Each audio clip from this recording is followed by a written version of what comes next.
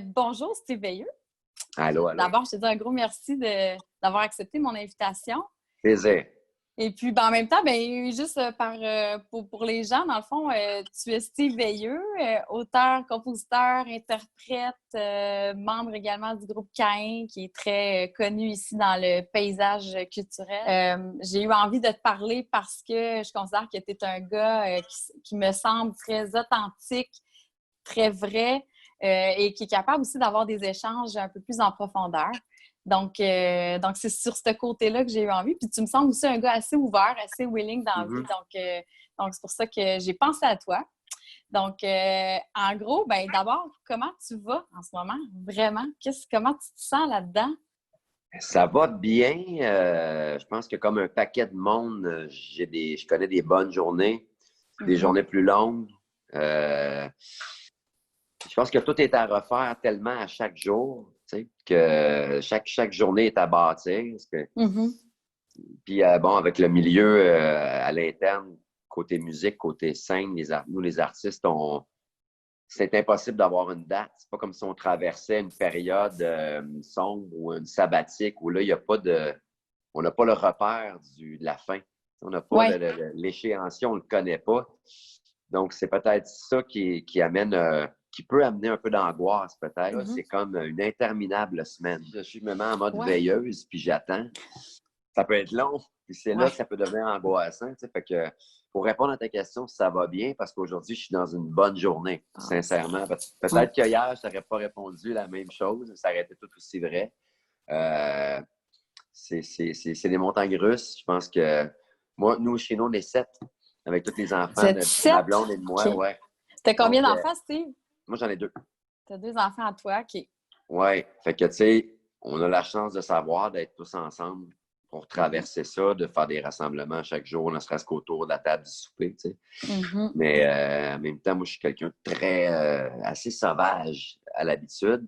Donc, cette bulle-là est plus vraiment possible aussi. Tu sais, en même temps, j'ai la richesse d'avoir ma famille avec moi, ce qui n'a pas de prix, parce que je pense aux gens qui traversent ça seuls ou sans espace ou quoi que tu sais, tout ça. Ce qui est difficile toujours personnellement, là, à faire, c'est de se reconstruire un équilibre.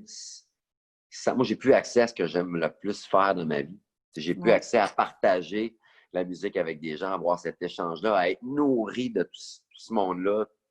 Ne serait-ce que partager une chanson avec mes chums de mon band, c'est plus possible non plus. Fait que la grosse notion de partage, d'échange est plus accessible, ce qui a toujours été ce qui m'a nourri toute ma vie, ce qui m'a fait rêver depuis que je suis le plus loin que je me souvienne, je rêve de faire ce métier-là. Tu sais, je l'aurais fait à n'importe quel prix. Là, j'y ai plus accès, donc c'est de rebâtir une routine de vie sans l'accès à ma passion. Sans ça. Oui, exact. Faut tout se réinventer un peu dans plein de rôles qu'on n'avait pas à faire avant.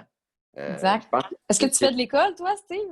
Un petit peu. Un petit peu, OK. J'essaie pour mon fils, je fais le tri, là. Il y a des choses qu'on fait que c'est moins possible parce que dans tout ce qu'on reçoit. Mais j'essaie le matin dans la routine avec mon fils qui est plus jeune, qui a 10 ans seulement, d'inclure ça. Inclure l'école, inclure autant de prendre de l'air, d'aller faire du vélo. Toi, qu'est-ce que ça t'amène? Qu'est-ce que ça t'oblige, entre guillemets, à avoir comme réflexion dans ta vie personnelle ou dans ta vie même professionnelle par rapport à ce qu'on vit? T'sais? Qu'est-ce que ça t'oblige à avoir comme réflexion? Ça m'intéresse. Je pense que j'ai jamais pris ce métier-là pour acquis. Jamais, jamais, mais j'avais peut-être pris pour acquis autre chose, c'est-à-dire faire de la musique, peu importe les moyens, rencontrer les gens, toucher les gens. Présentement, c'est très compliqué. Tu vois, présentement, on se parle de nos ordinateurs respectifs. Tu sais, fait que il y a beaucoup de réflexions qui vont amener, je pense, une certaine sagesse. Peut-être, j'espère qu'on saura s'en rappeler longtemps, retirer une certaine sagesse, peut-être enlever de la surconsommation aussi dans nos vies. Pas seulement d'artistes, mais dans nos vies de pères de famille, de chums, de vivants. Il y a beaucoup de points positifs à prendre de ça, même s'ils sont difficiles dans la sueur de la journée. C'est difficile de trouver le bon et d'être philosophe, mais Ouais. Quand on est capable, en parlant comme ça, comme on le fait présentement, on est capable de sortir un peu la tête de l'eau. Ouais. Puis de voir qu'il y a une réflexion à avoir sur nos habitudes de vie d'avant et ceux qui vont être celles d'après. Puis pas seulement d'un point de vue d'artiste. Je pense que la dernière, présentement, je me sens beaucoup plus un père de famille qu'un artiste. Un chum qu'un musicien. Un réparateur de cossins dehors, un gars qui va... Ça, c'est pas facile en ce qui me concerne. Okay. Moi, puis un marteau, ça s'annule complètement. Fait que, là, je l'ai dans la face plus que jamais. Là. Fait que, c'est ça qui est difficile aussi. On rit, puis on fait souvent des passes à chaque jour avec ça, vu que je suis vraiment pied. Mais ça nous amène à l'espèce de valorisation que tu as à travers ce que tu es dans la vie. Moi, je suis un artiste de A à Z avec tous les bons côtés que ça l'amène et tous les mauvais aussi. L'hypersensible, impulsif, intense, insécure, tu peux tous les nommer. Je suis un cliché d'artiste. Puis j'ai pas développé beaucoup d'autres passions avec tout le temps que j'ai mis toujours sur la même chose toute ma vie. Donc, c'est difficile d'être valorisé, d'être nourri, de rester positif à travers tout ça. Puis, il faut être capable de rire. L'autodérision va toujours demeurer. Fait que l'autodérision, c'est comme quelque chose qui t'amène à te faire du bien dans ton quotidien, de rire de toi quand tu n'es pas capable ou de rire d'une situation X, ça va t'aider. Il y a quelque chose de réconfortant là-dedans. Sinon, on commence à se mentir à nous autres mêmes. On vit des...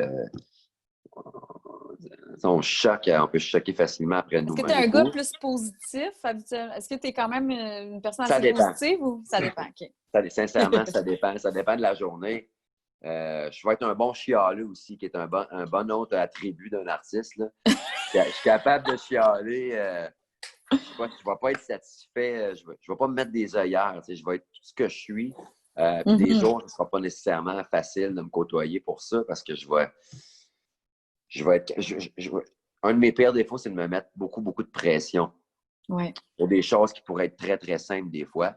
Autant que je peux transporter du monde sur mes épaules des jours, dans les jours plus difficiles, je vais être capable de me mettre trop de pression et là, de m'auto-empoisonner la journée. Fait que je suis très conscient de ça. C'est quelque chose sur lequel il faut que je travaille chaque jour. D'en être conscient, c'est déjà une partie qui se révèle à nous-mêmes. Mais tantôt, je parlais des enfants. Je vais avoir tendance à m'en mettre beaucoup pour qu'ils aient une bonne journée, pour pas qu'ils trouvent le temps long, pour qu'ils soient un peu stimulés, mais qu'ils s'amusent. Je pense qu'on essaie de porter plusieurs chapeaux comme parents. On se met de la pression. Puis en même temps, l'idéal, ce serait de lâcher prise parce qu'on ne connaît pas la durée. On ne sait pas. Puis d'accès ça, de juste être plus posé. Puis il n'y a rien comme y aller un jour à la fois, plus que jamais. Là. Puis je pense que c'est la plus grande vérité en ce moment. Puis c'est ce qu'il faut faire. C'est pas évident tant que ça.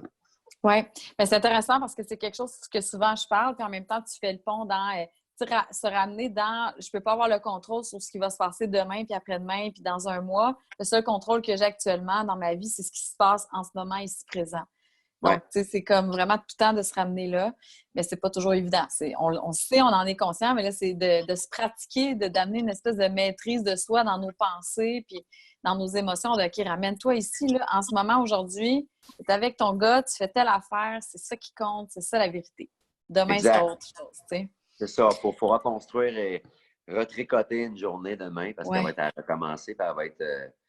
la réalité va être la même, puis on sait que ça va durer. À partir de la base qu'une journée est toujours faite constituée de la même chose, tu as le matin, l'après-midi, le soir, si tu te lèves de bonne humeur, solide, que tu demeures positif en te levant, si tu améliores ta routine du matin, forcément ta journée va être meilleure.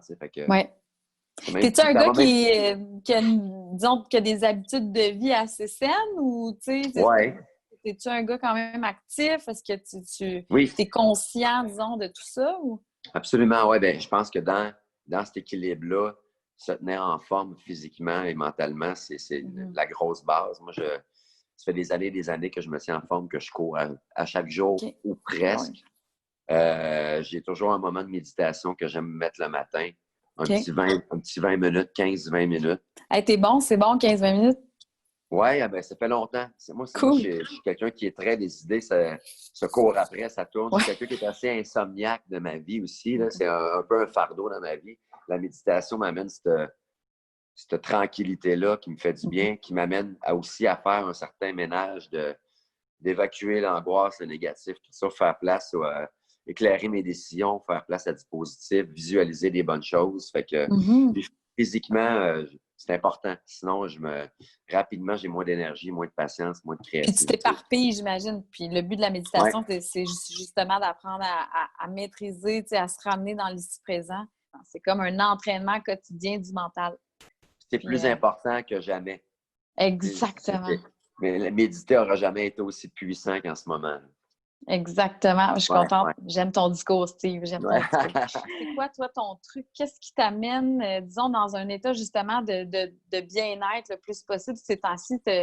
Qu'est-ce que tu as trouvé, en fait, là, dans ta liste de choses que tu peux faire qui te fait du bien en ce moment? Ben, ce qui me fait le plus du bien, ça va être où on se retrouve tout à la fin de la journée, qu'on prépare la bouffe en famille, qu'on rit, qu'on va parler de n'importe quoi sauf de la crise, de la COVID. On va parler de souvenirs, je vais raconter plein d'histoires de tournée, puis les enfants se parlent selon leur réalité. Je pense que le rassemblement journalier de toute notre gang est le moment le plus apaisant. C'est comme si le matin, on se tape toutes dans les mains, on parle de notre journée, puis rendu autour de la table du souper, on se rassemble, puis on prend des forces. Fait que pour moi, il y a la musique qui joue tout le temps mur à mur, puis on crée cette petite vibe-là, on prend un verre de vin, puis on essaie juste de...